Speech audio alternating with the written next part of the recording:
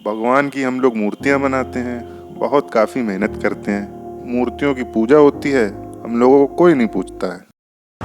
और आज हम निकले हैं कानपुर शहर के उस हिस्से से आपको रूबरू कराने जो मिसाल है हाथों की कलाकारी और नज़रों की बारीकी की।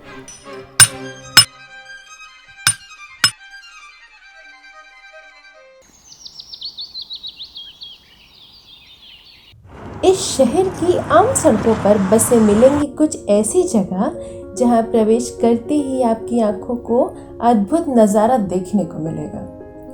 किसी भी राष्ट्र के समाज की भाग्य रेखा बनाने में वहां के कलाकारों का बहुत बड़ा योगदान होता है और उनमें से एक है शिल्पकार, जिनकी कल्पना, लगन और मेहनत पत्थरों में जान डाल देती है।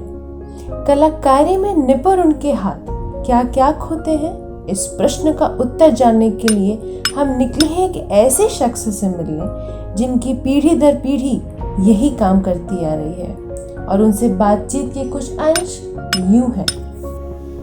राम कुमार मेरा नाम है, पिता का नाम कन्हैया लाल है। रुदौली अयोध्या नगर का रहने वाला हूँ। 3 बेटा हैं, 3 बेटियां हैं, 12-13 नाती पोता है और उसी में गुजर बसर करके पालन करता हूँ।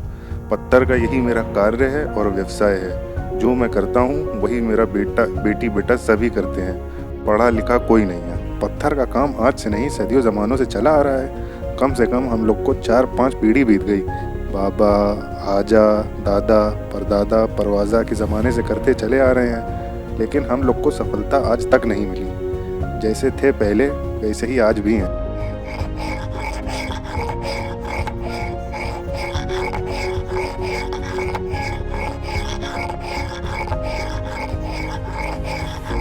संगमरमर की मूर्ति है, माता दुर्गा जी की है, अष्टभुजी है। इसको हम लोग बनाते हैं और कम से कम 3 फुट की मूर्ति है और इसको बनाने में कम से कम 1 महीना लगता है और कंप्लीट होने में रगड़ाई, सफाई होती है और फिर रंगाई होती है।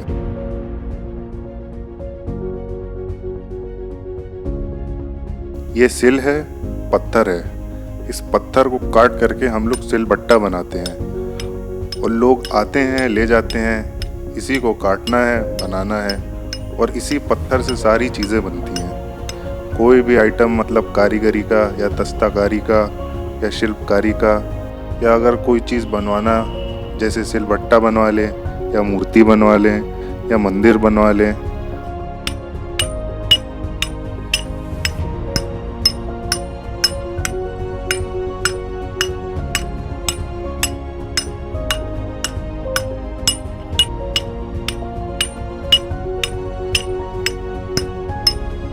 दस फीट की मूर्ति बनाने में महीनों लग जाते हैं और उसको बनाने में आज के दिन देखा जाए तो 400-500 की मजदूरी है। और इसमें क्या होता है कि धीरे धीरे बनती है और बनाते जाते हैं। जब बना कर रखते हैं तो बिकती नहीं है।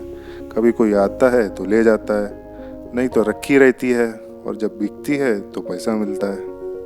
आगे अपनी पारिवारिक जीवन की व्यथा सुनाते हुए वो कुछ इस कदर बोल पड़े जिसने हमें भावुक कर दिया और हम निशब्द हो गए। जिंदगी भर हम लोग करते चले आए।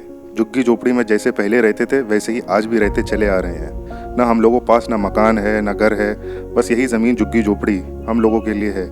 इसी में खाना, इसी में कमाना।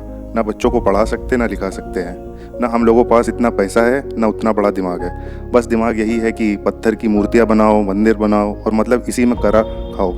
यही हमारा उद्देश्य है और यही हमारा कार्य है। जैसे कि आपकी सारी जिंदगी व्यतीत हो गई इन पत्थरों में जान डालने में, आप अपने परिवार के बच्चों के लिए भी क्या यही भविष्य चुनते हैं? इस प्रश्न पे उनका जवाब कुछ इस प्रकार रहा। पत्थर से हम लोग हटना चाह रहे हैं। इसमें मेहनत बहुत है और पैसा बहुत कम है। हम लोग भी चाह रहे हैं कि हमारे बच्चे, हमारे नाती पोता भविष्य में आकर पढ़ें और तरक्की करें।